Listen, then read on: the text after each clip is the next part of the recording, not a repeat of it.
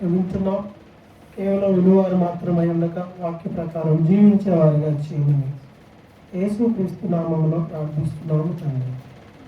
ఆమేన్. పిల్లరా, ఈరోజు బైబిల్ గ్రంథంలో మన బైబిల్ స్టడీ కొనసాగింపుగా అపోస్తుల కార్యముల గ్రంథము 18వ అధ్యాయాన్ని ధ్యానం చేయబోతున్నాం. అపోస్తుల కార్యముల గ్రంథము 18వ అధ్యాయం. గత ధ్యానంలో అపోస్తులైన పౌలు యొక్క మిషనరీ ప్రయాణం, 2వ ప్రయాణంలో భాగంగా మనము అపోస్తులైన పౌలు 2వ ప్రయాణంలో భాగంగా అనేక ప్రాంతాల్లో సువార్తను ప్రకటిస్తూ వచ్చారు. తెర్బేలో, అలాగే లుస్త్రాలో, ఆ తర్వాత మాసిదోనియా, ఫిలిప్పి అనేటువంటి ప్రాంతంలో అక్కడ జరిగినటువంటి గొడవ తర్వాత ఫిలిప్పి అనేటువంటి ఊరిలో ఆయన్ని చెరసాల్లో వేయడం, ఆయనని కొట్టడం, ఇలాంటివన్నీ కూడా మనం చూస్తాం. ఆ తర్వాత ఆయన ఆ ఊరు నుండి తెస్సలోనికా వస్తాడు. అక్కడ కూడా కొంతకాలం పరిచయం చేసి అక్కడ నుండి బయలుదేరి అక్కడ కూడా జరిగినటువంటి సమస్య, కాస్త హింస వచ్చింది. అక్కడ నుండి కూడా బయలుదేరి బెరయా అనే ప్రాంతానికి వస్తాడు. బెరయా నుండి ఏథెన్స్ అనే ప్రాంతానికి వస్తాడు. అయితే పౌలు గారు అయితే వచ్చారు, కానీ శీలా అలాగే తిమోతి అనేటువంటి వాళ్ళు ఇంకా రాలా. ఈ లోపైన ఈ గ్యాప్లో ఈ బెరయాకు వచ్చాడు, అక్కడ నుండి ఏథెన్స్ వెళ్ళాడు. ఏథెన్స్ నుండి కూడా ఆయన బయలుదేరి 18వ అధ్యాయంలో కొరంతు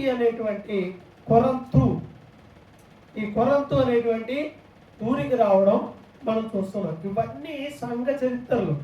తెస్సలోనికా, ఆ పేరు మీద తెస్సలోనికా పత్రిక వచ్చింది. అలాగే ఫిలిప్పి, ఆ సంఘంలో అక్కడ పరిచయం చేశాడు కదా, ఫిలిప్పీలకు పత్రిక రాశాడు, అదే ఫిలిప్పీ పత్రిక. అలాగే బెరయా అనేది ఉంది, పత్రిక అయితే మనకు కనిపించదు, కానీ బెరయాలే పరిచయం చేశాడు. ఏథెన్స్లో కూడా చేశారు. ఇప్పుడు ఎక్కడికి వచ్చారు? 18వ అధ్యాయంలో కొరంతు అనేటువంటి ప్రాంతానికి వచ్చాడు. ఇది కూడా ఒక పట్టణం. అయితే ఏథెన్స్ అయిపోయాక ఈ పౌలుతో పాటు ఉన్న శీలా, తిమోతి ఇంకా రాలా. ఈలోపు ఆయన మాత్రం వెళ్తూనే ఉన్నాడు. అక్కడ చూసినట్లయితే చూడండి, కొరంతు అనే ఊరికి వస్తే అక్కడ ఎవరిని కనుక్కున్నాడు అంటే పొంతు అనే వంశానికి చెందినవాడైన అకులా అనే ఒక యూదుణ్ణి కనుక్కున్నాడు. అలాగే అతని భార్య ప్రిస్కిల్లా అనే ఆమెని కనుక్కున్నాడు. వాళ్ళ దగ్గరికి వెళ్ళాడు. వీళ్ళు ఎక్కడికి ఎలా వచ్చారయ్యా అంటే, వీళ్ళు ఒకప్పుడు రోమాలో ఉండేవారు. రోమా అనేది ఒక పట్టణం పేరు, ఊరు పేరు. రోమ్ ఇప్పటికి కూడా ఉంది.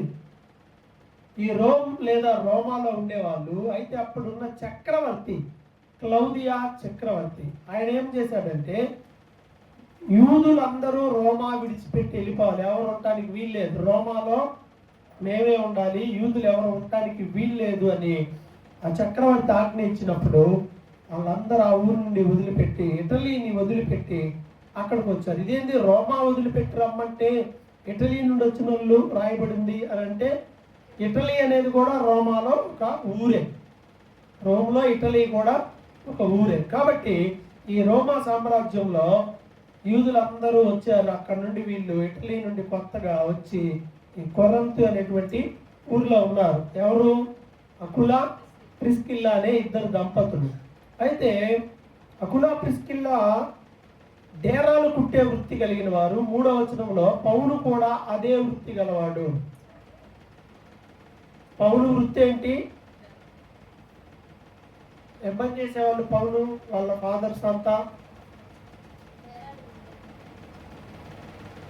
చెప్పేటప్పుడు ఈ కింటే వచ్చింది. పౌలు మరియు అక్కడ ఉన్న వాళ్ళు, అకులా, ప్రిస్కిల్లా అనే వాళ్ళు కూడా ఏం చేస్తున్నారు? డేరాలు కొడుతున్నారు.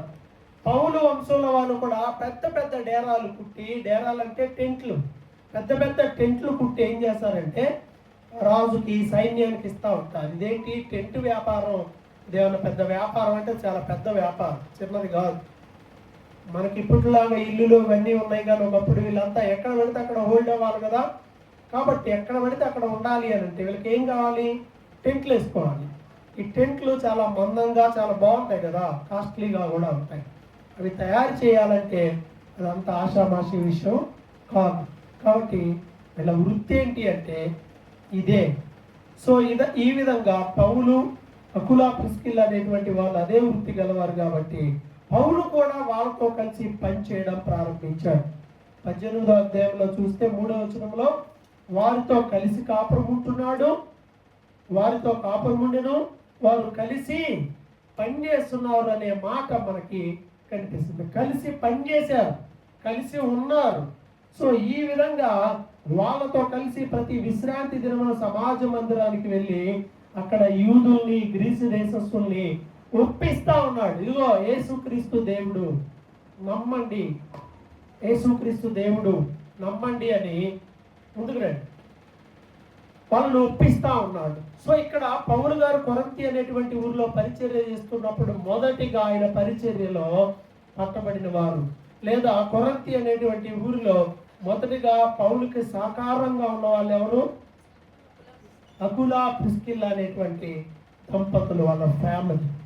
సేవలో సహకారంగా అనేకమైన కుటుంబాలు మనకి అపోస్తుల కార్యముల్లో, సంఘాల్లో కనిపిస్తాయి. పౌలు ఉత్తరాలు రాసేటప్పుడు లెటర్స్లో చివరిలో అనేక పేర్లు పెట్టి వీళ్ళంతా పరిచర్య చేశారని అనేక మంది గురించి అనేకమైన మాటలు చెప్తాడు. సో ఎందుకు అవన్నీ అంటే వాళ్ళు చేసిన దాన్ని బట్టి సువార్తకు సహకరించే కుటుంబంగా ఈ కుటుంబం ఉండింది. తలనొప్పి తెచ్చిపెట్ల పరిచర్యలో దేవునికి నమ్మకంగా ఉన్నారు, ప్రతి ప్రార్థనలో పాల్గొంటూ ఉన్నారు. పౌలు వారితో కలిసి పనిచేస్తున్నాడు, పరిచర్య కూడా చేస్తా ఉన్నాడు. కాబట్టి ప్రియమైన వాళ్ళారా, కొంతమంది పరిచర్య చేసే వాళ్ళు పని చేయకూడదండి అంటా ఉంటారు. అది వాళ్ళ అవసరత, వాళ్ళ పరిస్థితిని బట్టి కానీ చేయాలని చేయకూడదని మనమే రూల్స్ పెట్టడానికి లేదు. అది దేవుని చిత్తానుసారంగా వాళ్ళు ఇప్పుడు దాకా పౌలు ఎక్కడైనా పనిచేసినట్టు కనపడింది అపోస్తుల కార్యంలో? ఎక్కడ చేయలే. కానీ ఇక్కడ మాత్రం పనిచేస్తూ స్వార్థను ప్రకటిస్తున్నాడు. తద్వారా ఒక కుటుంబము దేవుళ్ళకి వచ్చింది. ఇలా కుటుంబాలు దేవుని సన్నిధిలో ఉండాలి, కుటుంబాలు దేవుని సన్నిధిలో ఎదగాలి. ఒకళ్ళ ప్రార్థనకు వస్తే ఒకళ్ళు రాదు, అట్లా ఉండకూడదు. కుటుంబం అంతా కూడా దేవుని సన్నిధిలో, ఆయన మందిరంలో ఉండడం శ్రేష్టమైనది. అది మనం గ్రహించాలి. ఆ తర్వాత 5వ వచనంలో ఈ సీలా, తిమోతి అనే వాళ్ళు చిన్నగా అక్కడ మాసిదోనియాలో ఆగిపోయారు కదా, ఫిలిప్పీ దగ్గర ఆగిపోయారు కదా. సో అక్కడ నుండి బయలుదేరి వచ్చే టైంకి పౌలు వాక్యం బోధించడం మీద చాలా ఇంట్రెస్ట్ ఉండి యూదులకి చాలా దృఢంగా సాక్ష్యం ఇస్తున్నాడు. ఏమని? యేసే క్రీస్తు అని. ఆయన పేరేంటి? మామూలుగా ఈ లోకంలో ఉన్నప్పుడు యేసు క్రీస్తు పేరేంటమ్మా? పేరు నేను అంత కన్ఫ్యూజ్గా ఉన్నా. పేరేంటి? నాకు వినపడేటట్టు చెప్పు. ఏం పేరు? నాకు అది గట్టిగా చెప్పమే. యేసు. యేసు క్రీస్తు కాదా? కాదు, యేసు అంతే పేరు.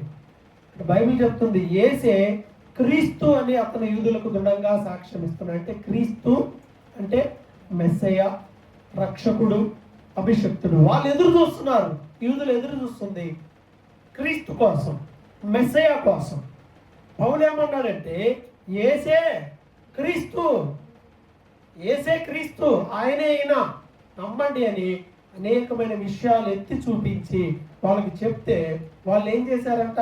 18వ అధ్యాయము అపోస్తుల కార్యములు 6వ వచనంలో చూస్తే వారు ఎదురాడి దూషించారు. వినకపోగా ఏం చేస్తున్నారు?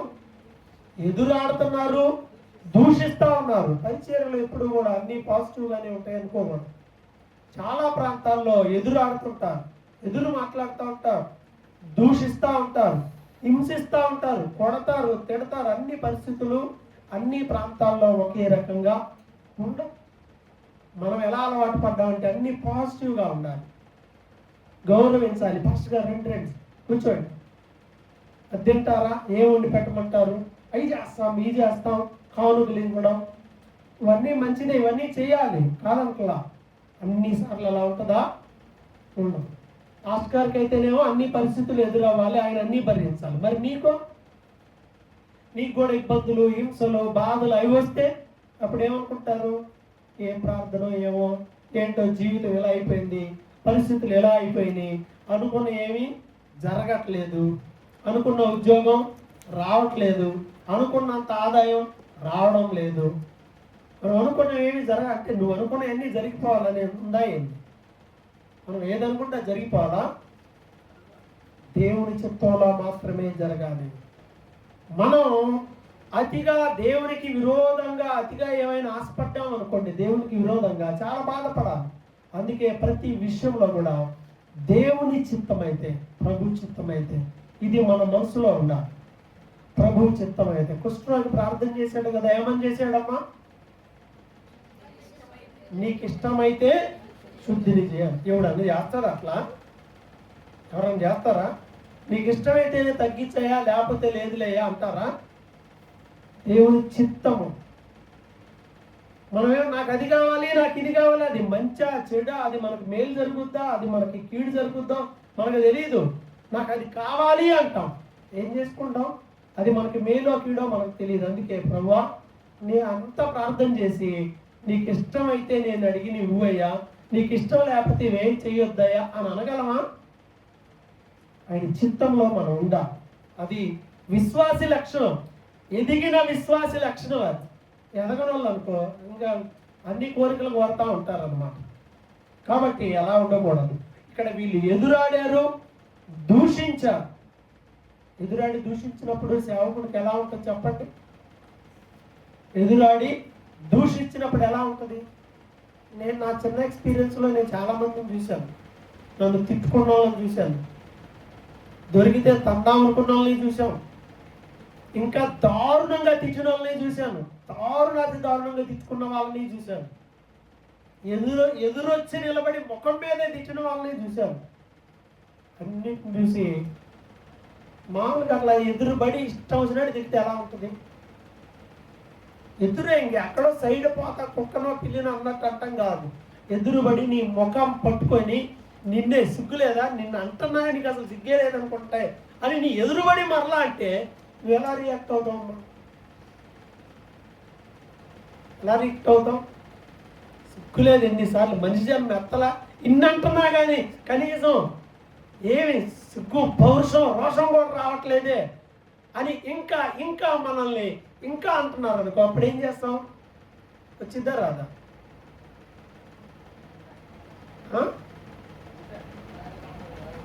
వచ్చిద్దా రాదా? ఎదురుబడితే మామూలుగా ఇంటే బాధపడతారు, ఎదురుబడి అంటే రాదా? వచ్చింది.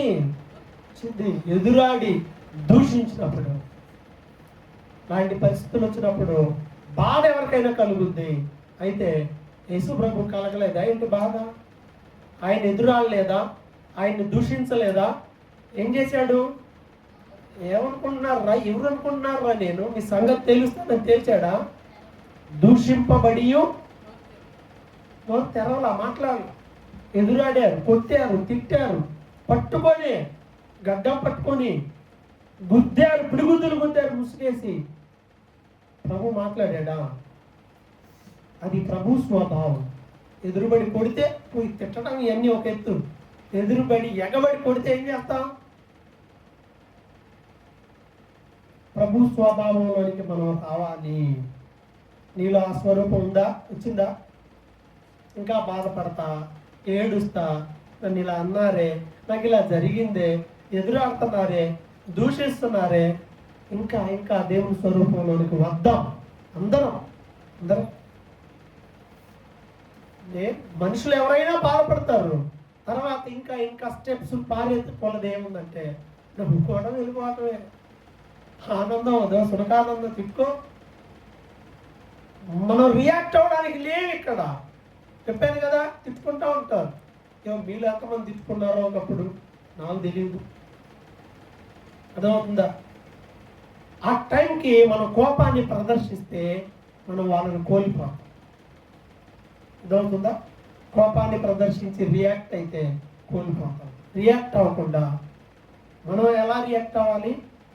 పనిలే తెలియదులే వాళ్ళకి, అంతే. అదొక్క లైన్ చాలు యేసు ప్రభువు యొక్క మనసు. అది అలా ఉండాలి. నేను అదే అలవాటు చేసుకున్నాను. స్వతంత్రం ఉందనుకో, స్వతంత్రం బాగా ఉందనుకో, అందరిని ఆన్లైన్గా స్వతంత్రం ఉందనుకో, నేను కూడా కూర్చోబెట్టి చెప్తా, తిడతాం మీన్స్ అంటే ఏంటంటే బుద్ధి లేదా, జ్ఞానం లేదా, ఫుడ్డేగా తినేది, గడ్డి కాదుగా, ఇవన్నీ వాడతాను. స్వతంత్రం ఉంటే వాడతాం, బుద్ధి చెప్తాం. అలా కాకుండా ఎదురాడి దూషించే వాళ్ళని చెప్తాం. అవన్నీ ఎదురు మాట్లాడి దూషిస్తూ ఉంటే ఇవన్నీ పనిచేస్తాయా? పని చెయ్యవు. వదిలేసుకోవటం ఆయన చేసేది ఏం లేదు. నేనేం చేశాడు పౌలు గారు? ఎదురాడి దూషించినప్పుడు అతడు తన వస్త్రములు దులుపుకొని, మీ నాశనానికి మీరే ఉత్తరవాదులు, ఇక మీద నేను నిర్దోషిని, నేను అన్ని జనులకు దగ్గరికి వెళ్ళిపోతాను, ఇక్కడ ఉండను అని చెప్పి ఆయనకి ఇంక ఉండబుద్ధి కాదు. ఎంత ప్రయాసపడి చెప్తుంటే వింటున్నారా? ఎదురు చెప్తున్నారు, దూషిస్తున్నారు. చాలామంది అలా ఉంటారు. ప్రభు చెప్పాడు కదా, మిమ్మల్ని హింసిస్తే, మీ మాట వినకపోతే మీ పాదములను దులిపి వెళ్ళిపోండి, వాళ్ళ సంగతి నేను తెలుస్తాను, వినను వాళ్ళ సంగతి. నేను కూడా అలానే అనుకోండి, ఇక మీరు వింటలేదని వస్త్రాలు దులుపుకున్నాడు, మీ నాశనానికి మీరే ఉత్తరవాదులు, నేను ఇంకా చెప్పాల్సింది చెప్పానని చెప్పి నేను అన్ని జనులకు దగ్గరికి వెళ్ళిపోతానని అక్కడ నుండి బయలుదేరి, అదే ఊరు అక్కడికి బయలుదేరి ఒక వ్యక్తి ఇంటికి వచ్చాడు, భక్తి గలవాడు అతను. అతని పేరు తీతియు యూస్తు, ఆయన పేరు తీతియు యూస్తు అనేది ఆయన పేరు. వాళ్ళ ఇంటికి వచ్చాడు. వాళ్ళ ఇల్లు సమాజ మందిరమునకు ఆనుకొని ఉండెను. సమాజ మందిరం యెరూషలేములో ఉన్న ఒక్కదాన్నే దేవాలయం అంటారు, మిగతా అన్ని సమాజ మందిరం అంటే ఇలాంటి హాల్స్. అందరూ కలిసి లేఖనాలు పరిశోధించుకుంటారు, ప్రేయర్ చేసుకుంటారు, వింటారు, చెప్పే వాళ్ళు ఉంటారు, అక్కడ వింటారు. బలులు అర్పించాలంటే ఎక్కడికి వెళ్ళాలి? యెరూషలేం దేవాలయానికి వెళ్ళాలి. అక్కడ సమాజ మందిరాల్లో బలులు అర్పించాం, ఓన్లీ వినటమే.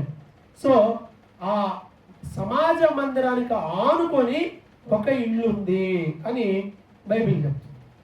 మన వాళ్ళకి చాలా మంది మందిరానికి ఆనుకొని ఉండొచ్చా?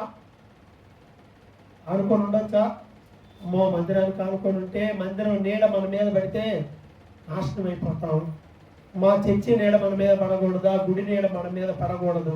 ఆ నీడ మన మీద పడితే మనం పైకి ఇంకా రాము అని ఒక చెడ్డ మూఢనమ్మకం ఉంది మనుషుల్లో, ఆచారం. మందిరం నీడ పడితే ఏమవుతుందంట? ఆరిపోతారా?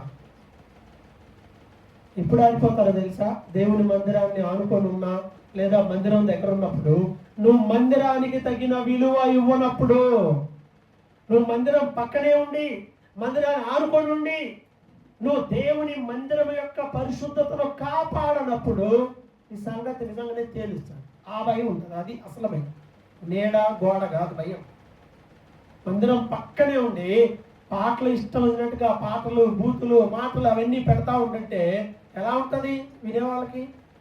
మనం అంటాం కదా, రే మందిరం అనే భయం ఉందా అని అంటాం కదా. మరి పక్కనే ఉంటే లైఫ్ టైం అంతా పరిస్థితి ఏంటి? ఇంక ఇష్టం వచ్చినట్టు ఉంటారా? మందిరంలో ఉన్నారు అనుకుందాం, సేపు మందిరంలోనే ఉన్నాం ఒక నెల, ఎలా ఉంటాం? ఎంత భక్తిగా, ఎంత శ్రద్ధగా, ఎంత జాగ్రత్త. ఎందుకని? ఎక్కడున్నాం? మందిరంలో ఉన్నాం. ఇంట్లో దేవుడు ఉండడా? ఉంటాడు.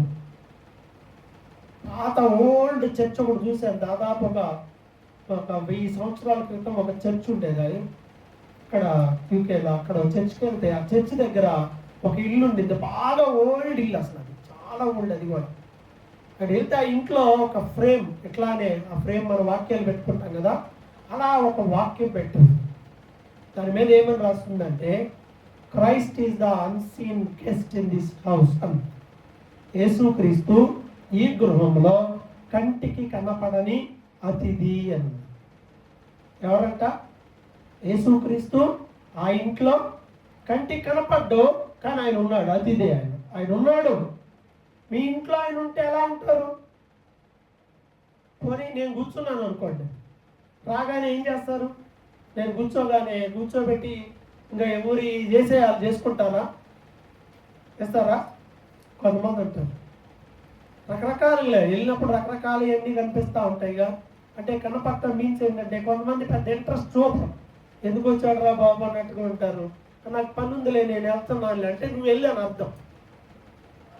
అందుకే నిజంగా అటు సైడ్ దేశాలలో అడిగి వెళ్తారు, రమ్మంటారు అని.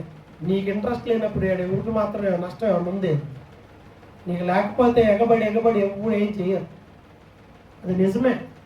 ఇంట్రెస్ట్ లేకపోతే అవునా కదా, అడిగి వెళ్ళడం ధర్మం. ఏమన్నా అత్యవసరం అయితేనో లేదా అటువైపుగా వెళ్తుంటే ఏదో జస్ట్ చిన్న మాట పలకరింపు అయితే ఇబ్బంది ఏమన్నా. అది నేనైనా వచ్చి మీ టైంలో వచ్చి తిష్టేసుకొని కూర్చుంటే అది కూడా రండి. అందుకే నేను చెప్తున్నానుగా, మీరు పిలిస్తేనే వస్తున్నాను. అందుకే ఊరకు వస్తే వాల్యూ కూడా ఉండదు, ఊరకు కనపడితే అంటే ఉండదు, మనుషులకి ఏం ఉండదు. దూరంగా నేనున్నగా బాగా ఉంటాయి. దేవుణ్ణి నువ్వు ఎలా చూస్తావో ఆయన నిన్ను అలానే చూస్తాడు, అది గుర్తుపెట్టుకోవాలి. సరే, ఏది ఏమైనా ఉన్నప్పుడు ఎలా ఉంటాం? దేవుడు ఉంటే ఇంత భయంగా శ్రద్ధగా ఉంటాం కదా. సేవకులు ఉన్నప్పుడు దేవుడు ఉన్నాడని గుర్తుపెట్టుకొని జీవించాలి అప్పుడు ఇంట్లో. కాబట్టి మందిరానికి ఆనుకొని ఉంది. అపోస్తుల కార్యములు 18వ అధ్యాయంలో 7వ వచనంలో ఈ మాట ఉంది, ఇల్లు సమాజ మందిరములకు ఆనుకొని ఉండెను. ఏమన్నా నష్టం జరిగింది ఆయనకి మందిరానికి ఆనుకొని ఉంటే? ప్రార్థనకు వస్తారు కానీ కొన్ని దరిద్రమైన ఆచారాలు ఉంటాయి మనుషుల్లో. ప్రార్థన ఏమనలా, వాక్యాన్ని కావలసినట్టు తిప్పుకుంటారు. ఇంకొంతమంది పిచ్చిగా చేస్తే కుదరదండి, ఆశీర్వాదాలు రావు. ప్రార్థనకు వస్తూ కూడా మూఢనమ్మకాలు, పిచ్చి ఆచారాలు ఇవన్నీ కుదరదు. మందిరం ఆనుకొని ఉంది సమాజ మందిరం, ఆయన ఇల్లు. ఆయనకి ఏమైనా జరిగిందా? నష్టం జరిగిందా? ఏంలా, మంచుకున్నాడు, హ్యాపీగా ఉన్నారు, ప్రశాంతంగా, ఆరోగ్యంగా, ఆనందంగా ఉన్నారు. ఆ తర్వాత సమాజం మందిరపు అధికారి ఉన్నాడు. అతని పేరు అతని పేరు క్రిస్పు. 8వ వచనంలో ఆయన పేరు క్రిస్పు. ఇవన్నీ వస్తాయి మీకు తర్వాత క్విజ్లో. ఇప్పుడు అప్పుడు చెప్పలేదనుకో రాపిస్తాను అనమాట, మొత్తం కూర్చోబెట్టి. నేను ఇక ఒక దశ తర్వాత చెప్పను, మీ చేత చెప్పిస్తా, మీ చేత రాపిస్తా. ఎందుకంటే బాగా వాక్యం విన్ని ఆరితేరిపోయారు, ఆరితేరుతున్నారు. పాటించడం రాట్లా. మళ్ళీ పాటించడం రానప్పుడు వినకూడదు, విన్నాటనే శాస్త్రం పాటించాలి. అధికారి పేరు క్రిస్పు, సమాజ మందిరపు అధికారి. ఆయన ఎలా ఉన్నాడంటే వాళ్ళ ఫ్యామిలీ మొత్తం కూడా ప్రభువునందు విశ్వాసం ఉంచారు. వాళ్ళే కాదు, కొరింథీ అనే ఆ ఊర్లో అనేకులు విశ్వసించి బాప్తిసం పొందారు. ఇప్పుడు పౌలు కొరింథీ అనే ఊర్లో పరిచయం చేసినప్పుడు చూడండి, కొంతమంది రక్షణలో ఉన్నారు. ఎవరెవరు? 18లో ఈ అధ్యాయంలో ఫస్ట్ ఎవరు? అకులా ప్రిస్కిల్లా అనే ఒక ఫ్యామిలీ. తర్వాత ఆల్రెడీ మందిరాన్ని ఆనుకొని ఉన్న వ్యక్తి తీతియూస్తు అనే వ్యక్తి. తర్వాత సమాజ మందిరపు అధికారి క్రిస్పు వాళ్ళ ఫ్యామిలీ మొత్తం. వాళ్ళు కాకుండా అనేకులు విని విశ్వాసం ఉంచి బాప్తిసం పొందారు. ఇది బాప్తిసం కూడా పొంది ప్రభువుని అంగీకరించారు. చాలా మంది ఉంటారు, సంవత్సరాలు ప్రార్థనకి వెళ్తారు, లేకపోతే వెళ్తున్నాం అనే పేరు ఉంటుంది, కానీ బాప్తిసం మాత్రం అందరు. ఎందుకని బాప్తిసం పొందితే ఇవన్నీ ఏం చేయాలి? విడిచిపెట్టాలి లేదా? ఇవన్నీ వదిలిపెట్టకూడదు. మళ్ళా సంఘంలో మాత్రం సంఘ పెద్ద పోస్టుగా. పల్లెటూరులో చూడండి అన్నీ ఇవే. పక్కన నేను అన్ని ఊర్లు చూస్తుంటాను కదా, ఏమన్నంటే కేటగిస్ట్, సంఘ పెద్ద, ఇంకా రకరకాల కేటగిరీలు ఉంటాయి. ఏమనంటే నాకు తెలియకుండా పాస్టర్ గారు అసలు నువ్వు ఈ మైక్ ఎందుకు ఆడికి ఇచ్చావని కూడా గొడవడతారు. పుట్టి మైక్ ఇదే, ఇది కూడా బయటికి రాదు. ఆయనే పాస్టర్ గారే కదా అడిగాడు ఏదో అని పంపిస్తే వీళ్ళు గొడవడతారు. సంఘంలో మేము పెద్దలో మాకు తెలియకుండా అసలు ఈ కుర్చీ అట్టపోద్దు అంటాడు. అంటే ఈ దేనికి ఇదంతా వాళ్ళకి చెప్పకుండా ఏం చేయాలి? నిజమే, సంఘంలో కొన్ని అనుకున్నప్పుడు ఆ పద్ధతుల ప్రకారం ఉండాలి. కానీ ఈ మైక్ తీసి ఈ ఒక చిన్న పీస్ ఇవ్వడానికి మరి కుర్చీ లేదు, దానికి మనల్ని అడగకుండా దాని కమిటీయా మన ఇక్కడ కొండాలు జరిగినాయి, వాళ్ళ కుర్చీలు లేవు. నాకు తెలియదు, ఆడ చూస్తే ఈ కుర్చీలన్నీ ఆడ ఉన్నాయి, అవసరమై ఉంటాయి, అడుగుతారు, ఇస్తాం. అందుకే కదా మనం ఉంది అన్నా కదా, సాయం చేసుకోవాలి కదా ఒకరికొకరు. మరి అలా కాకుండా మరి నేను అసలు పెద్ద నాకు తెలియకుండా అట్లానంటే అసలు మారు మనసు లేని వాళ్ళని అన్నం వడ్డించడానికి కూడా పనికిరారు అని బైబిల్ చెప్తుందా? ఆ రోజు సంఘంలో అన్ని నియమాలు పెట్టారు. ఈరోజు నియమాలు ఏమి లేవు. ఒకటే నియమం ఏంటి? క్యాష్ ఉండి డబ్బులు ఉండి మెయింటైన్ చేస్తే చాలు. ఆయన అది ఎంత మంది మారు మనసు పొందారు ఇక్కడ ఈ సంఘంలో చూడండి. కుటుంబాలు మారు మనసు పొందని. సంఘంలో ఇలాంటి కార్యాలు మనకు కావాలి. నేను ఎక్కడ బయట గురించి మాట్లాడడం, మన గురించి మాట్లాడుకుంటున్నాను. మన సంఘంలో ఉన్న వ్యక్తులు రక్షణ బాప్తిస్మం పొందిన వారిగా ఉండాలి అందరూ. అందుకే దాదాపు దేవుని దయ వల్ల మనందరం దాదాపు బాప్తిస్మం పొందిన వాళ్ళు ఎక్కడో ఒకళ్ళిద్దరు తప్ప మిగతా వాళ్ళు కూడా రక్షణ బాప్తిస్మం పొందాలని ప్రార్థన చేయాలి. ఎవరి బిడ్డలు రక్షణ బారు మనసు బాప్తిస్మం పొందాలని ప్రార్థన చేయాలి. వీళ్ళు అలా బాప్తిస్మం పొందిన తర్వాత పౌలు ఫీలింగ్ ఏంటి? ఇప్పుడు ఆ ఊర్లో ఉండాలనుకుంటున్నాడా, వెళ్ళిపోవాలనుకుంటున్నాడా? పరిస్థితులు ఎలా ఉన్నాయమ్మా? తెలిసి అనుకూలంగా ఉందా పౌలు గారికి ఇక్కడ పరిచర్య? లేదు. ఆయన ఫీల్ అవుతున్నాడు, వీళ్ళు ఎదురాడుతున్నారు, నా మాట వినడం లేదు, దూషిస్తున్నారు నన్ను. ఇలా చేస్తుంటే ఎవడు మాత్రం చేస్తాడు పరిచర్య చెప్పండి? ఎదురాడి దూషించడం, తిరుగుబాటు స్వభావం. ఉంటారు సంఘాల్లో కొంతమంది అలా ఉంటారు. మనసులో అన్ని పెట్టుకొని ఎదురు చెప్పడం, దూషించడం, అవతలకి వెళ్ళి చెడు చెప్పడం, ఇంకేదో రకరకాలు చెబుతూ ఉంటాను. ఇవన్నీ శాపాలకు కారణమవుతాయి. అలాంటి ఎప్పుడు చేయవు.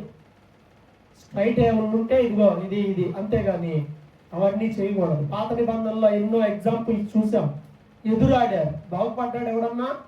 దూషించాడు, బాగుపడ్డారు ఎవరన్నా? దేవునికి విరోధంగా మనం ఎప్పుడు అలా చేయకూడదు. దేవుని సేవకుల పట్ల కూడా ఇష్టానుసారంగా ఉండకూడదు. అలాగే ముందుకెళ్ళిపోదాం. ఇలాంటి టైంలో పౌలు పరిస్థితి వెళ్ళిపోవాలని అనుకున్నాడు ఆల్రెడీ. నేను మిమ్మల్ని విడిచిపెట్టి అన్ని జనుల దగ్గరికి వెళ్తాను అనుకున్న టైంలో దేవుడు మాట్లాడుతున్నాడు. 9వ వచనంలో రాత్రి వేళ దర్శనంలో ప్రభు మాట్లాడుతున్నాడు. నీవు భయపడక మాట్లాడము, మౌనంగా ఉండకము, నేను నీకు తోడై ఉన్నాను, నీకు హాని చేయుటకు నీ మీదకి ఎవడును రాడు, ఈ పట్టణంలో నాకు బహుజనం ఉన్నదని పౌలుతో చెప్పగా అతడు వారి మధ్య దేవుని వాక్యమును బోధించుచు 1 సంవత్సరం మీద 6 నెలలు అక్కడ నివసించను. సంవత్సరం ఉన్నాడు, పోదాం అనుకున్నాడు. ఎందుకని మొత్తం పోస్ట్ పోన్ అయిపోయినాయి? ఒక దర్శనం. ఎవరిచ్చారు ఈ దర్శనం? ఇది దేవుడిచ్చిన దర్శనం. నీకు అర్థం కానప్పుడు నువ్వు దేవుడి దగ్గరికి వెళ్తే దేవుడు నీతో మాట్లాడతాడు. కొంతమంది ఉంటారు, అయ్యా నువ్వు నాకు చెప్పి ఏం చెప్పే సోదా చెప్పడానికి, ఏం నీకుతో దేవుడు మాట్లాడ్డా? ప్రార్థన చేసుకోవా? ప్రార్థన చేసుకో. నేను తగ్గిపోయానండి ప్రార్థనలో, నేను ప్రార్థనలో ఏమైపోయాను, దిగజారిపోయానండి. పక్కన పెట్టమ్మా. నువ్వేమో ఈ ఊరంతా తిరిగి లోకంలోనన్నీ మేలేసుకొని దిగజారిపోతే ఎదుటో ఎవరో చేయకపో ఇదేంటి? లోకం వెళ్ళాలా లేదా? ఆత్మీయంగా కొన్నిసార్లు దిగజారే పరిస్థితులు వస్తాయి, మనుషులకి రావంటలా. కానీ సరి చేసుకొని మనం దేవుళ్ళలోనికి రావాలి. ఏది నిన్ను ఆత్మీయ జీవితంలో దిగజారుస్తుందో నువ్వు గుర్తించుకోవాలి. గుర్తించి ఏం చేయాలి? నువ్వు జాగ్రత్త పడాలి. నువ్వు టైం ఇవ్వకుండా, నువ్వు బైబిల్ చదవకుండా, నువ్వు ప్రార్థన చేయకుండా, నేను బైబిల్ చదివి నేను ప్రార్థన చేస్తే నువ్వు ఎదుగుతావా? ఏడనుందా బైబిల్? అట్లా ఏడనుందా? ప్రార్థన చేస్తాం మనం ఎవరి కోసం? రక్షణ లేని వాళ్ళ కోసం, పడిపోతున్న వాళ్ళ కోసం, దిగజారిపోతున్న వాళ్ళ కోసం విజ్ఞాపన చేస్తాం. దేవుడు సహాయం చేస్తాడు, అది చేస్తాం. అంత మాత్రాన మనం దూరంగా ఉండకూడదు. పౌలు ఇంకా లేదులే అని అనుకున్నాడు, పరిస్థితి బాగాలేదు.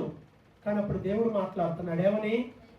భయపడొద్దు, నువ్వు పరిస్థితులు చూసి భయపడొద్దు, నువ్వు భయపడక ధైర్యంగా మాట్లాడు, నేను నీకు తోడుగా ఉన్నా. ఎదురాడే మనుషులు, దూషించే మనుషులు, హింసించే మనుషులు, ఇలాంటి వారి మధ్య పరిచర్య, నేనున్నా నీకు తోడుగా, నువ్వు ధైర్యంగా మాట్లాడు. ఈ పట్టణంలో నాకు చాలా మంది ప్రజలు ఉన్నారు, ఇంకా రక్షణ పొందాల్సిన వాళ్ళు చాలా మంది ఉన్నారు నాకు అనగానే అప్పుడు పౌలు గారు సంవత్సరం అక్కడ ఉండి పరిచర్య చేశాడు. ప్రియులారా, విశ్వాస జీవితంలో నువ్వు ధైర్యం కోల్పోయావా? పరిస్థితులను బట్టి ఏంటో ఇలా అయిపోయింది జీవితం అని అనుకుంటున్నావా? దేవుని వాక్యం సెలవిస్తుంది, భయపడొద్దు, ధైర్యంగా ఉండు. పౌలు మహాశయుడు కూడా మరి పరిస్థితులను చూసి బాధపడ్డాడు, భయపడ్డాడు. కాబట్టే దేవుడు అంటున్నాడు భయపడొద్దని. భయం లేనివాడితో భయపడకని ఎవరు నమ్ముతారా? భయం కలుగుతుంది పరిస్థితులను బట్టి. కుటుంబ పరిస్థితులు, ఆర్థిక పరిస్థితులు, అనారోగ్య పరిస్థితులు, ఇంకా ఏవో మనల్ని భయపెడతాయి. కానీ దేవుడు అంటున్నాడు భయపడొద్దు, నువ్వు ధైర్యంగా ఉండు. విశ్వాసంలో ఉన్నప్పుడు మనం ఏం చేయాలి? ఫస్ట్ చేయాల్సింది భయపడ. ఎప్పుడో ఎక్కడో ఒక డాక్టర్ ఎవరో మాట్లాడుతుంటే విన్నాను, గుర్తురా. ఆ డాక్టర్ చెప్తా ఉన్నాను, మొదటి మందు ఏంటి అంటే ధైర్యం. మొదటి మందు ధైర్యం. నాకు బాగాలేదు, నాకు ఇట్ అయిపోతుంది, నా కాళ్ళు ఏందో నడుస్తుంది, తిరుగుతుంది, నా కళ్ళు ఏందో తిరుగుతున్నట్టు ఏముండదు. అడిగి పోయి 100-1000 రకాల టెస్టులు చేసినా ఏముండదు. ఏంటి జబ్బు అని వచ్చింది? బ్రెయిన్లో. 2 రోజులు ఓరక నా చెయ్యి పని చేయట్లేదని అనుకోండి, ఏదో అనిపిస్తుంది, ఏదో కూర్చుకుంటుంది అనుకోండి, కాలు పని చేయట్లేదు అనుకోండి, నిజంగానే పని చేయదు. ఈ బ్రెయిన్లో ప్రతి మనిషికి ఉంటుంది, అది ఉంటుంది. ఓ చిన్న ఫోబియా ఉంటుంది, అందరికీ ఉంటుంది. నేనైనా మీరైనా ఎవరికైనా. డాక్టర్ ఏం చెప్తాడు? డాక్టర్ అన్నీ చూసి దాని ఏం లేదు లేపో అన్నాడు అనుకో, అప్పుడు ఏమనుకుంటాం? ఓ ధైర్యం, భయా ఏం లేదంటే. మరలా అక్కడే నొప్పి వచ్చింది అనుకో, మరలా అది ఏమి లేదన్నాడు, మరలా నొప్పి వస్తుంది. ఇదేంటి? అన్ని డాక్టర్లు కనపడతాయా? కండరాల నొప్పులు డాక్టర్లు కనపడతాయా? కనపడతాయి రకరకాలుగా. అందుకే డాక్టర్లు ఏం లేదు, ధైర్యంగా ఉండు అని చెప్తారు. అదొక మందు, ధైర్యం. విశ్వాస జీవితంలో కూడా ధైర్యం కలిగి ఉండాలి. భయపడిన యెహోషువకి దేవుడు చెప్పాడు, యెహోషువ భయపడకు, నిబ్బరము కలిగి ధైర్యంగా ఉండు. నిబ్బరం కలిగి ఉండు, ధైర్యంగా ఉండు. మోస ఎలాగ ఉంటుందో ఉండదో అవసరం, భయం, ధైర్యం ఉండొచ్చు చెప్పాడు. మన లైఫ్లో కూడా ధైర్యంగా ఉండాలి. అన్ని పరిస్థితుల్లో ధైర్యంగా ఉండాలి. ఇంటర్ ఫెయిల్ అయ్యి చనిపోయిన వాళ్ళు ఎంతమంది? మార్కులు తక్కువ చచ్చిపోయిన వాళ్ళు కూడా ఉన్నారు. కామెడీ ఇక్కడ. అసలు ఫెయిల్ అయ్యి చచ్చిపోతున్నారంటే ఇది ఒక రకమైతే, మార్కులు తక్కువ వచ్చినాయి, అమ్మ అనుకున్న మార్కులు రాలేదు, నేను చచ్చిపోతున్నాను, ఏ నెలకు పెడతారు చచ్చిపోయి. ర్యాంకులు రాకపోతే ఓ అమ్మ ఏం ఏడుస్తారో. ఎంసెట్లో ర్యాంక్ రాకపోతే పరిస్థితి ఏంటి? మనుషులకి మనం పాజిటివ్గా అన్ని, నువ్వు ఎట్లయినా చేయాలి, నువ్వు ఎట్లయినా చేయాలి, లేకపోతే నీకు బ్రతుకు లేదు. ఏం సీట్ రాకపోతే బ్రతుకు లేదా? చచ్చిపోతారా? మన ఫీలింగ్స్ అన్నీ, నాకు ఇంత రాకపోతే నాకు జీవితం లేదు, ఇదిగో ఇంత ఆదాయం లేకపోతే నేను బతకలేను. పెట్రోల్ బంకులోకి వెళ్ళే బతుకుతాను, అదైందా? ఒక కొట్లో ఉన్నా కానీ చక్కగా ఎంతో కొంత వస్తుంది. బ్రతకలేకుండా అయితే ఏమి కావు. పరిస్థితులన్నీ మనమే అన్ని క్రియేట్ చేసుకొని, ఇలా ఉండాలి, ఇలా లేకపోతే లేదని మనమే అన్ని క్రియేట్ చేసుకుంటాం. అలా ఎప్పుడు చేసుకోండి, ఏమైనా జరగని చూసుకుందాం. దేవుడు ఉన్నాడు, ధైర్యంగా ఉండాలి, భయపడకూడదు. అన్నిటికీ భయం వస్తుంది, రాదని నేను అంటలా. భయం వస్తుంది, కుంగిపోతావు, బాధపడతావు. కానీ వాక్యమును బట్టి ధైర్యం తెచ్చుకోవాలి. పౌలు దేవుని మాటను బట్టి ధైర్యం తెచ్చుకున్నాడు, ధైర్యంగా నిలబడ్డాడు. ఎదురాడే వారి మధ్యలో నిలబడ్డాడు, వ్యతిరేకమైన పరిస్థితుల్లో నిలబడ్డాడు. మనం నిలబడాలా? దేవుడు ఎవరిని చూసి మనం నిలబడ్డాం? మనం దేవుణ్ణి చూసి నిలబడ్డాం. దేవుడే మనకి సహాయకుడు, అంతే. మనందరికీ దేవుడు తోడుగా ఉంటే దేనికి భయపడాల్సిన అవసరం లేదు. సంవత్సరం ఇంకా అక్కడ ఉండి పరిచయం చేస్తే అనేక మంది రక్షణ పొందారు. ఆ తర్వాత ఇంకా చూస్తే 12వ వచనంలో అకయ, కొరింథీ, ఇవన్నీ అక్కడ ఆ ఏరియా పేర్లు. అకయ, కొరింథీ పత్రిక చదివేటప్పుడు ఇవన్నీ వస్తాయి మీకు. కొరింథీ పత్రిక ఇదే మూలం, కొరింథీ సంఘం యొక్క ఏర్పాటు ఇదే. సో అకయ అనేటువంటి ఆ ఏరియాకి అధిపతిగా గల్లియోన్ అనే ఆయన ఉన్నాడు. ఆయన పేరు గల్లియోను. ఈ గల్లియోన్ అనే ఆయన ఉన్నప్పుడు యూదులు కొంతమంది పౌలు మీద కుట్ర చేసి ఆయన్ని న్యాయపీఠం దగ్గర తీసుకొచ్చి ఏమంటే దేవునికి విరోధమైన పనులన్నీ చెప్తున్నాడు, ఆరాధనలో ఏందో తేడా మాటలు మాట్లాడుతున్నాడు అని చెప్పి అన్నప్పుడు అప్పుడు పౌలు కూడా ఆన్సర్ చెప్దామని ట్రై చేశాడు. వెంటనే గల్లియోన్ అన్నాడు, అయ్యా ఇది అన్యాయం, మీకు ఎవరికన్నా అన్యాయం చేశాడా? చేయలేదు. చెడ్డగా నేరం ఏమన్నా చేశాడా? కాదు. ఇదైతే నేను వింటా, అంతేగాని మీ మత సంబంధమైనవి ధర్మశాస్త్ర సంబంధమైన వాదాలు అయితే మా దగ్గర ఇవన్నీ వద్దు, మీరు వెళ్ళి బయట చూసుకోపోండి అన్న. అధికారులు మత సంబంధమైన వాటికి వాళ్ళు తీర్పు తెచ్చడానికి లేదు. మత సంబంధమైన గొడవలకి మీరే మీ మత సంబంధమైన విషయాలు మీరు వెళ్ళి తెలుసుకోపోండి అని చెప్పి, నాకు మనసు లేదు అని చెప్పి ఆయన లేచి వెళ్ళిపోయాడు అక్కడి నుండి. అప్పుడు కొంతమంది ఈ సమాజపు మందిరానికి అధికారి ఒక అతను ఉన్నాడు, క్రిస్పు ఉన్నాడు కదా, సోస్తెనేస్ అని ఇంకొక అతను ఉన్నాడు. కొరింథీ పత్రిక చివరిలో ఈ పేరు కనపడుతుంది, ఆయనే రాసింది, పౌలు గారు చెప్తుంటే పత్రికని, సోస్తెనేస్. సో సోస్తెనేస్ అని ఆయన్ని పట్టుకొని అక్కడే న్యాయపీఠం దగ్గర కొట్టడం మొదలుపెట్టారు. గల్లియోన్ ఏం పట్టించుకోవట్లే వీటన్నిటిని, నాకు అనవసరం, ఇది మీరే చూసుకున్నాను. ఇప్పుడు ఈ సంఘటన అంతా జరిగింది ఊరు ఏ ఊరమ్మా అని, ఇప్పుడు ఈ సంఘటనలన్నీ జరిగింది ఏ ఊర్లో? ఏ ఊర్లో అమ్మాయి?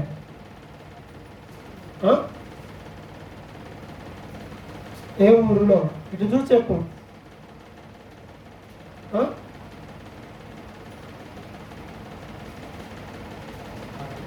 కొరింథీ అనే ఊర్లో, కొరింథీ అనే సంఘం. ఈ కొరింథీ సంఘంలో ఇంత గొడవ చేశాడు చివరికి సైతానుడు.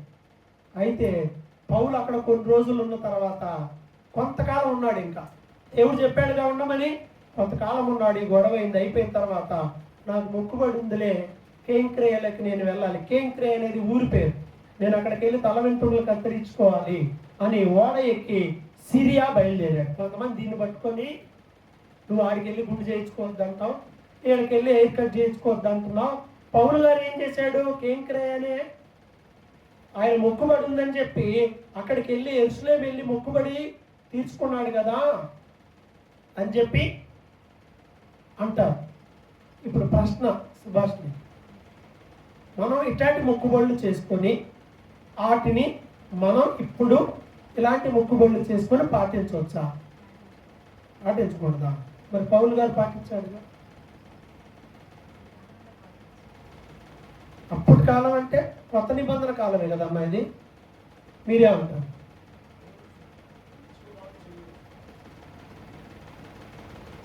ఇప్పుడు చర్చి దగ్గరికి వెళ్ళి మొక్కుకొని, అయ్యా నేను నీ సన్నిధికి వచ్చి గుండు చేసుకుంటాను, లేదు మీ సన్నిధిలో హెయిర్ కట్ చేసుకుంటానని మొక్కుకోవచ్చా?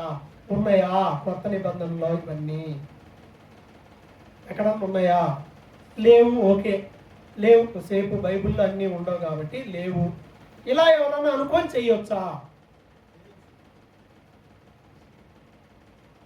చేయకూడదు అంటానికి ఆధారం ఏంటి? చెయ్యొచ్చు అనే వాళ్ళకి నువ్వు ఆన్సర్ చెప్పాలిగా. ఏం చెప్తావు? వెళ్ళి ఏదో కటింగ్ పుట్టింటికలు అంటారు కదా, అవి తీర్చుకున్నాడు. అక్కడ విగ్రహారాధన ఏముంది? నేను బయట వాటి గురించి చెప్పట్ల. ఒక చర్చి అనుకొని పిల్లోడికి అక్కడే కటింగ్ చేయొచ్చు, లేదా అక్కడే చేసి చేయొచ్చా? చేయకూడదు.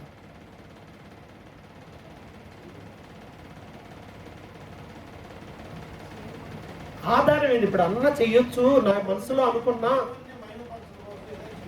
దేవుని మయంపరచడమే నా ఉద్దేశం. మా పిల్లోని తీసుకొచ్చి నేను ఇక్కడ ప్రార్థన చేయించుకొని ఆ ముందో పక్కనో చేయించుకుంటాను అంటాడు ఆయన. ఇప్పుడు నేనేం చెప్పాలి? తీసుకురా, నేను ప్రార్థన చేస్తాను, ఆ కార్యక్రమం ఏదో చెయ్యని చెప్పాలా? లేదు లేదయ్యా, తప్పయ్యా, ఇట్లాంటివన్నీ పిచ్చి పనులన్నీ చేయమాక, రాంగ్ అని చెప్పాలా? ఆధారం ఏందని అడుగుతాడు. అప్పుడేం చెప్పాలి కదా? మరి ఆధారం ఏంటి? నీకు ఆధారం ఏంటయ్యానంటే, నెంబర్ 1, క్రొత్త నిబంధనలో ఉన్న మనకి ఆల్రెడీ 15లో ఒక తీర్మానం చెప్పాడు. ఏమని? మారుతున్న అన్యజనుల్ని మనం ఏం చేయొద్దు? కష్టపెట్టొద్దు. ఆయన పిచ్చి నమ్మకమే నీ దృష్టిలో అయింది, ఆయన పిచ్చి ఆయనకు ఆనందం అని అనుకో. వదిలే. అయితే విశ్వాసులు మనం ఏం చేయాలి? మోటివేట్ చేయాలి. అయ్యా ఏం పెద్ద విషయాలు కాదు, నువ్వేదో ఇంకా చిన్నగా ఆలోచిస్తున్నావు, నీకేమన్నా ఉంటే నువ్వు ప్రార్థన చేసుకో, ప్రార్థన చేసుకొని నువ్వు ఎక్కడ చేయించినా ఏముండదు. ఎక్కడన్నా చర్చిలు ఇలాంటివి కనపడుతున్నాయా? పోనీ చర్చిలు ఏడన్నా, చర్చిల్లో స్థానిక చర్చిల్లో ఈ క్యాథలిజం అనేది పక్కన పెట్టి మిగతా ఎక్కడన్నా చర్చిల్లో ఇలా గుండు కొట్టించుకోవడాలు, లేకపోతే అక్కడ వెళ్ళి చర్చిల్లో ఇక్కడ చేసుకోవడాలు కనపడుతున్నాయా? ఎందుకు కనపడట్లా? No priorities. ఒకటి ప్రయారిటీ లేవు అంతే. సేవకులుగా ఏం చెప్తే నా దగ్గర కేసు వస్తే నేనేం చేస్తా? ప్రార్థన చేస్తా, తీసుకెళ్ళి ఆయన చేస్తాడు. నేను ఏమైనా చేస్తానా? చేయను కదా. ఆయన చేస్తాడు, ఆయన చేత చేయించుకున్నాడు. లేదు మా ఇంటి దగ్గర మేము చేసుకుంటా ఉంటే మంచిదే, నువ్వు పిలిపించి ఇంటి దగ్గర చేసుకో, నువ్వు ప్రార్థన పెట్టుకో, దేవుని మహిమ కోసం నీ ఇష్టం. అయితే రక్షింపబడిన విశ్వాసి, ఆత్మీయంగా ఎదిగిన విశ్వాసి చాలా జాగ్రత్తగా ఆలోచించి అడుగు ముందుకేయాలి. చేసే వాళ్ళని ఏమనొద్దు, చేయకపోతే చేయమంట అంతే. మరి పౌలు గారు ఎందుకు చేశారా అంటే, పౌలు గారు ధర్మశాస్త్రం నెరవేరుతూ ఉన్న కాలంలో ఆయనకు మొక్కుబడి ముందే ఉంది. పౌలు గారు మధ్యలో మారాడు, ఆల్రెడీ అప్పటికి కొన్ని మొక్కుబడులు మొక్కున్నాడు. మనం ఫ్రమ్ ద బిగినింగ్ క్రైస్తవ జీవితం, ఫ్రమ్ ద బిగినింగ్ క్రొత్త నిబంధనే. కానీ ఆయన అలా కాదు, ఆయన పాత నిబంధనలో ఉన్నాడు. ధర్మశాస్త్ర ప్రకారం కొన్ని మొక్కుబడులు ఉన్నాయి ఆల్రెడీ ఆయనకి. ఆ మొక్కుబడి ప్రకారం ఆయన క్లియర్ చేసుకుంటున్నాడు. ఓకేనా? వచ్చిందా క్లారిటీ? సో అలాగా నేను వెళ్ళాలి, మొక్కుబడులు ఉన్నాయని కేంక్రేయలో తల వెంట్రుకలు కత్తిరించుకున్నాడు. మొక్కుబడి ఉంది, అక్కడికి వెళ్ళి అక్కడ తీసుకొని అక్కడి నుండి సిరియాకి వెళ్ళాడు. అక్కడ ప్రిస్కిల్లా అకుల్లా అనే వాళ్ళు ఉన్నారు కదా, వీళ్ళు కూడా ఆయనతో పాటు వచ్చారు. వాళ్ళు అక్కడ నుండి ఎఫెసీ అనేటువంటి ఊరికి వచ్చినప్పుడు వాళ్ళని అక్కడ వదిలిపెట్టి ఆయన మాత్రమే సమాజ మందిరంలోకి వెళ్ళి అక్కడ కొంతకాలం పరిచయం చేశాడు. వారు ఇంకా అక్కడ కొంతకాలం ఉండమని ఆయన అడిగారు, కానీ ఆయన నేను మరలా వస్తానని చెప్పి ఎఫెసు నుండి బయలుదేరి వెళ్ళిపోయాడు. ఎఫెసులో ఈయన వెళ్తూ ఎఫెసులో ఎవరిని వదిలిపెట్టి వెళ్ళాడు? అకులా, ప్రిస్కిల్లాని ఎఫెసులో పెట్టాడు. మీరు ఇక్కడ ఉండండి. కొరత్తి నుండి ఎఫెస్కి వచ్చారు. వాళ్ళని ఎఫెసీలో పెట్టి ఆయన తిరిగి మరలా ఎక్కడికి వెళ్ళాడంటే యెరూషలేముకి. తర్వాత కైసరనేమో దిగి యెరూషలేముకి వెళ్ళి అక్కడ సంఘాన్ని కలిసి మరలా అంతియోకయ వచ్చాడు. ఎక్కడ స్టార్ట్ అయ్యాడు అసలు? అంతియోకయ. మరలా ఇప్పుడు ఎక్కడికి వచ్చాడు? మరలా అంతియోకయ. ఇది రెండవ ప్రయాణం పౌలు గారి యొక్క మిషనరీ యాత్రలో. ఇది రెండవది. 2 ప్రయాణాలు ముగిసింది. ఒక రౌండ్ అంతియోకయలో బయలుదేరి కొన్ని ఊర్లన్నీ దర్శించి సువార్త ప్రకటించి మరలా అంతియోకయకి వచ్చాడు. మధ్యలో సున్నతి, ఈ ఇతర ఆచారాల గురించి ఒక డిస్కషన్ జరిగింది. అయిపోయాక రెండో రౌండ్లో మరలా బయలుదేరి దెర్బే, లుస్త్రా, ఇట్లా ఈ ఊర్లన్నిటిని మరలా తిరిగి ఈ ఊర్లన్నీ ఏథెన్స్, బేరయు, తెస్సలోనిక, కొరంతి, అకయు, ఎఫెసు ఇవన్నీ తిరిగి అయిపోయి మరలా తిరిగి అక్కడికి అంతియోకయ వెళ్ళాడు. ఇంతటితో రెండవ ప్రయాణం